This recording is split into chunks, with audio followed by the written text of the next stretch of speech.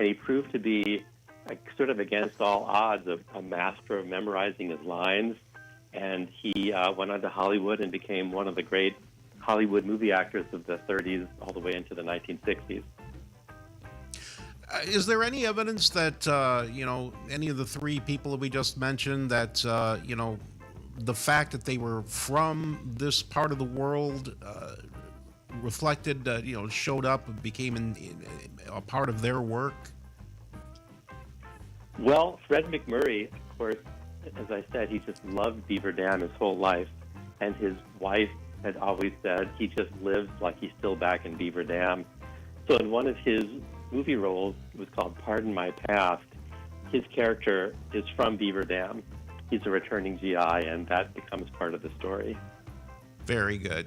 We're talking to Dean Robbins. He's the author of Wisconsin Idol's 100 Heroes Who Changed the State, the World, and Me. We have to take a break right now, but we will be right back. You're listening to Community Comment on 95.3 WBEV, powered by Daily Dodge. Week is Tavondre Bruggs of Lake.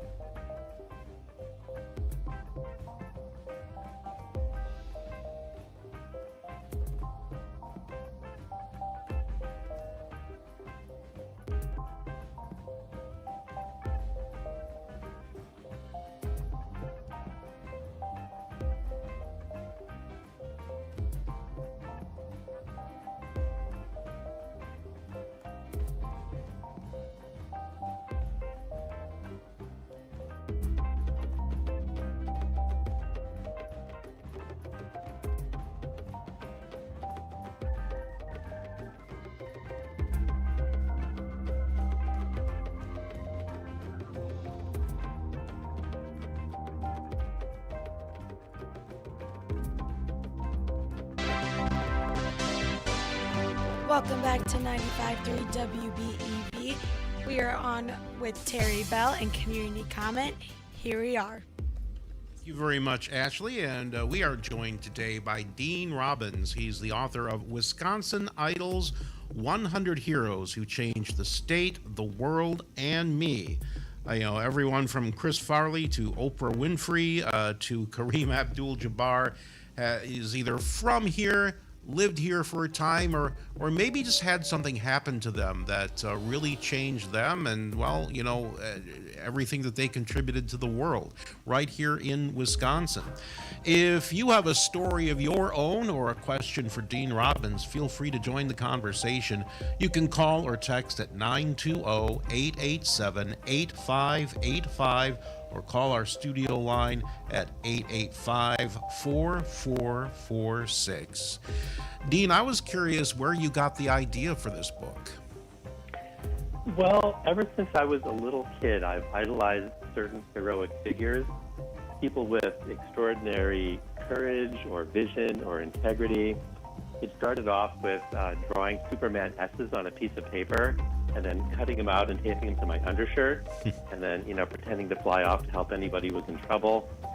And I discovered real-life heroic figures like Harry Houdini, who's from Wisconsin, and I would have my sister tie up my hands and ankles with bandanas, and I'd try to wriggle out of them like the great escape artist. Then the pantheon kind of expanded over the years to other real-life people, athletes, artists, activists, scientists, people who I'd try to pattern myself after, and I'd put their pictures up on my wall. And grew up to become a journalist and a children's author, writing often about these heroes. And the best way for me to feel close to them is to write stories about them and to tell other people about them. So that's kind of the way that I've structured my career. So you could say that the idea for the book hatched a long time ago, and maybe 3 years ago I started in on this collection of essays about these heroic figures with sometimes surprising connections to Wisconsin. The surprises are sometimes the best, and I imagine you came across in your research and in the articles and columns that came that sort of were the inspiration for this book. You found yourself to be surprised. Oh, they have a connection to Wisconsin. I have a favorite story of my own. I was having a conversation with a young person in Madison about his love of his thing was 90s pop music. And I said, well, actually just a few blocks from here, the sound of popular music in the 90s was more or less invented by a guy who grew up in Wisconsin and really created a tectonic shift in popular music, at a kind of a shabby looking building on East Washington Avenue in Madison. Right. Butch Vig from Viroqua, Wisconsin. He ran Smart Studios in that sappy building, which is still there. And this little-known trio from Washington State had heard some of the music that came out of there and was impressed and wanted to come record with Butch Vig, and that was Nirvana. And so they came to Madison and recorded the songs that became Nevermind, which was their big breakthrough hit album. And that album was important. Sometimes there's such a big hit that you get a lot of, artists of a similar vein come to prominence too. And Nirvana and Nevermind and Butch Vig are largely credited with that in the 1990s. Right. And then Butch went on to form Garbage, which became a hit band all on its own. Very good. Any other stories that surprised you as you went on this journey? Well, one of my favorites in the book is about Jackie Robinson, the great baseball player who integrated Major League Baseball in 1947. You don't associate him with Wisconsin, of course. He played for the Brooklyn Dodgers, and he was from California originally. But it turns out that there was this little kid, an 8-year-old white kid named Ronnie Rabinovitz from Sheboygan, who idolized Jackie for breaking the color barrier in baseball. And his dad wrote this long shot letter to Jackie asking him if he might write Ronnie a letter. And amazingly, Jackie kindly did that. And then when Ronnie and his dad went to Milwaukee's County Stadium to see a game between Jackie's Brooklyn Dodgers and the Milwaukee Braves, young Ronnie called out from the stands, "Hey, Jackie, I'm Ronnie Rabinovitz. Remember me?" Like what Major League ball player would answer something like that on the field? But Jackie called back, "Oh, yeah, your dad wrote me a letter and I wrote you back. Stay in touch." And Ronnie did. And they formed this lifelong friendship where they would write each other letters, and Jackie would share his philosophy about personal integrity and racial harmony. And you have to wonder why. Why would he pour all this effort into an 8-year-old white kid from Sheboygan at a time when, racial relations were just at their worst? This is the mid-1950s. So the theory that I have come to, of course, we don't know for sure, but in the essay I write that I think that Jackie saw in young Ronnie a soul that was yet to be corrupted by prejudice. So here was this chance to influence the next generation and maybe make it a little bit more tolerant than his own. And that's exactly the effect that Robinson had on me when I read about him as a kid, and he became my idol. And his lifelong mission of creating racial harmony was so influential to me and probably everybody else who learns about him. Our guest today on Community Comment is Dean Robbins. He is the author of Wisconsin Idols, 100 Heroes Who Changed the State, the World, and Me.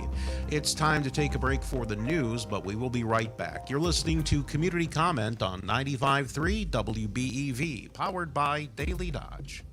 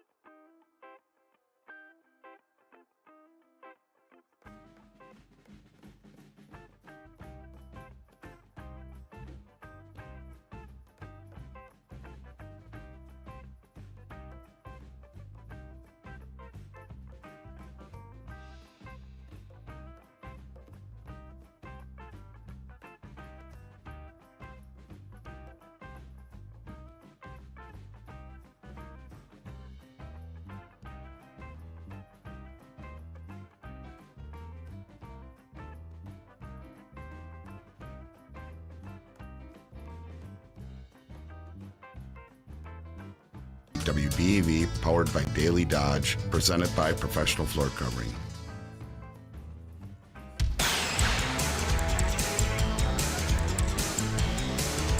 And welcome back to Community Comment on 95.3 WBEV. It is brought to you in part by McKinstry's Home Furnishings. If you close your doors in your home when company comes because of your inferior interior, McKinstry's Home Furnishings can help. They will be happy to sit down with you, discuss your decorating ideas, and formulate a complete plan for any and all the rooms in your home. Just bring them the measurements and pictures of your room. Determine any items you wish to keep. Then they can discuss your paint colors, furniture styles, area rugs, and accessories. Combining your ideas and their expertise, you will achieve the room plan you desire while working within your budget. That's all there is to it. Stop in and see them today at McKinstry's Home Furnishings in downtown Beaver Dam, where customers matter and quality counts. Here is Community Comment with Terry Bell. Thank you so much, Ashley. Our guest today on Community Comment is Dean Robbins, a longtime Madison-based journalist who has compiled a book of essays called Wisconsin Idols, 100 Heroes Who Changed the State, the World, and Me. And, you know, if you've spent a little bit of time or a lot of time in Wisconsin, you've probably heard stories about people who are from Wisconsin who went on to great fame, or, some interesting things that happened in Wisconsin. And this is compiled in a book. We're going to tell you in a bit how you can get a hold of a copy. But first of all, let's welcome Dean Robbins back to Community Comment. Dean, thanks so much for being with us this morning. Great talking to you, Terry. If you have a question or a comment, maybe you have a story of your own to tell, you can call or text 920-887-8585, or you can call our studio line at 885-4446. And I was remiss not to mention a couple other people with ties to the Beaver Dam area who went on to great things. And let's start with Bunny Berrigan. Bunny Berrigan was a childhood hero of mine. I played the trumpet as a kid, and my dad had an old big band compilation record of stuff from the 30s and 40s. And there was a track on there called I Can't Get Started, which people might have heard of. And it absolutely froze me in my tracks. Just the beauty of Bunny Berrigan's trumpet sound and the poignancy of this performance. And this is in the age before the internet, so I couldn't find anything out about him. So for me, he was just a name on a track listing for so many years. And I finally was able to get some information about him and find out that he was a well-known trumpet player in the 30s and 40s. He grew up in Fox Lake, and he had connections to Beaver Dam. He attended Wayland Academy. He played gigs in Beaver Dam, and he went on to become one of the great trumpet players of his day in the 1930s and 40s. Had a rough life. He struggled with alcohol, and he died young at 33. But I Can't Get Started is still well remembered. It's in the Grammy Hall of Fame, and there's a marker for Bunny in nearby Fox Lake that mentions I Can't Get Started. And also, it's not just people. We've been talking a lot of people who have been in entertainment, but there are people from other walks of life, too, who have affected us in many profound and significant ways, like Zona Gale. Zona Gale was a Pulitzer Prize-winning writer from the early part of the 20th century. She was acclaimed as one of the greatest writers of her day. She won a Pulitzer Prize for Miss Lulu Bett. And she's known for her connection to Portage. Even though she was an internationally acclaimed writer, she stuck close to home in Portage, Wisconsin. But she'd gone to school at the Wayland Academy in Beaver Dam. Yeah, it's so interesting. And as I've been in Beaver Dam since springtime, I've learned a lot about different people who've come through not only Beaver Dam, but Wayland Academy in particular. It's absolutely fascinating.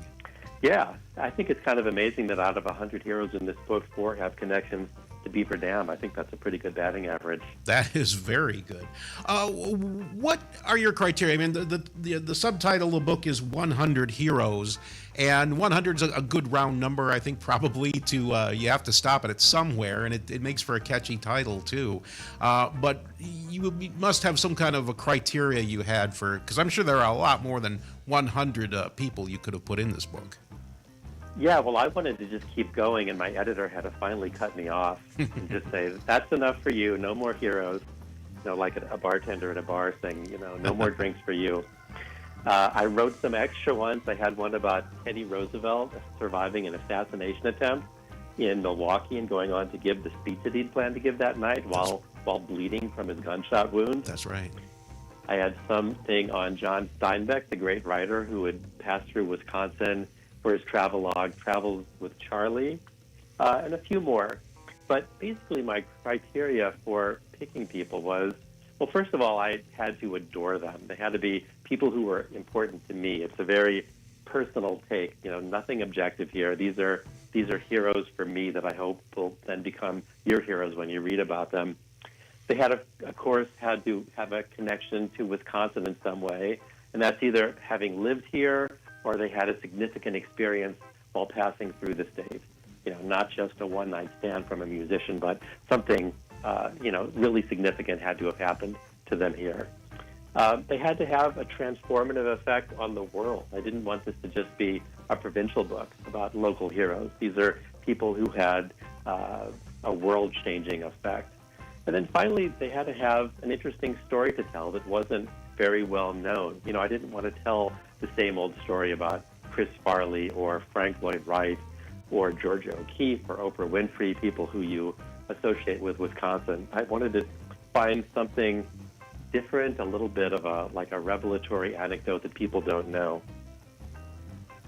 Yeah, I was surprised when I was looking through the book to see the Beatles make it, and I thought, okay, well, I'm sure they played Wisconsin, but a significant chapter in their history unfolded in Wisconsin.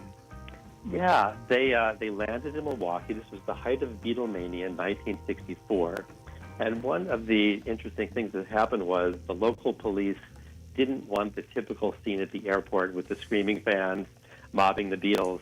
So they arranged for the plane to land in a different part of the airport, which was far away from the fans, so that the fans never got a look at them.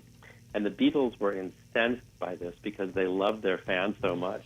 And there was a press conference where the Beatles chided the police for not letting their fans have a look at them.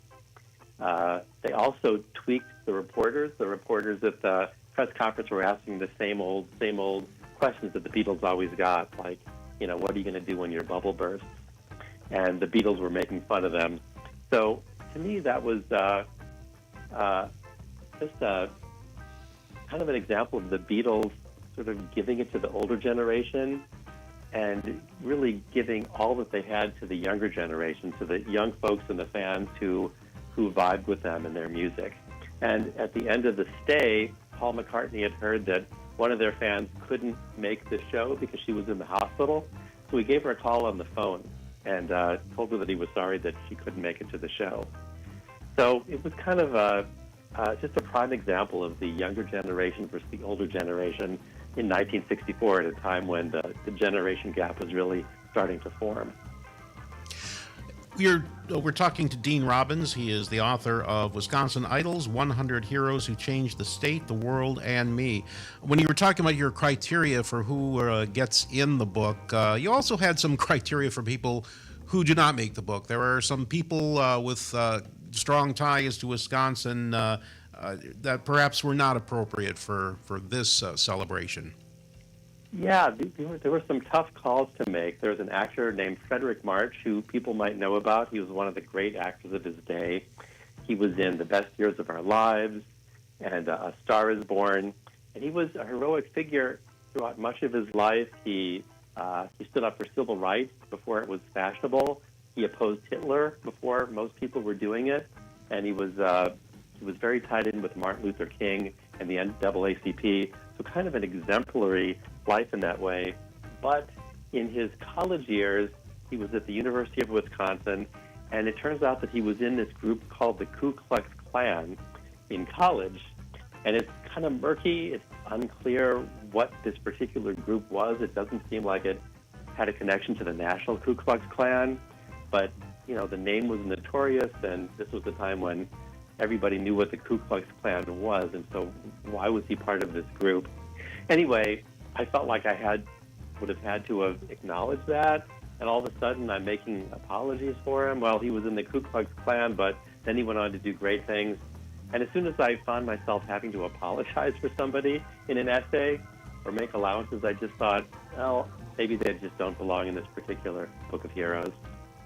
And it's almost needless to say that probably wasn't a right time and place to be talking about.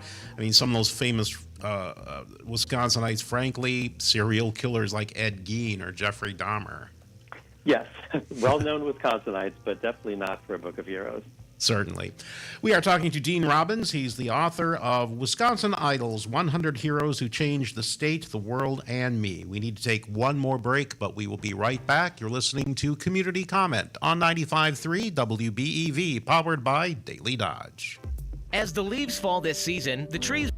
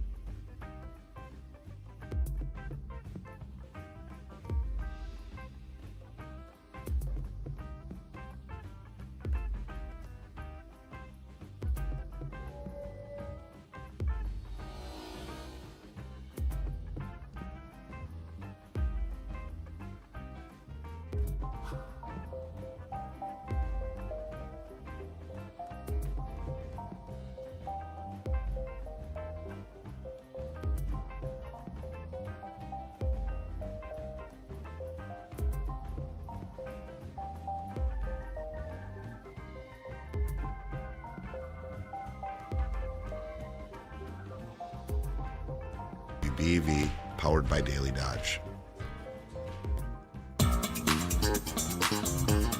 And welcome back to Community Comment. Here is Terry Bell. Thank you, Ashley. Our guest today is Dean Robbins. He's the author of Wisconsin Idols, 100 Heroes Who Changed the State, the World, and Me. It's 100 stories of people and events that happened to some of these people who went on to make a profound impact on the world. Maybe you've encountered one of these people. Maybe you have a story to tell. We'd love for you to join the conversation. 920-887-8585 or our studio line at 885-4446. Maybe you had a brush with, Fred McMurray or Gina Rowlands or Bunny Berrigan or someone like that. You can feel free and tell your story. And Dean Robbins, I was just curious to know, how the book has been received and what sorts of stories are people telling you as you promote the book.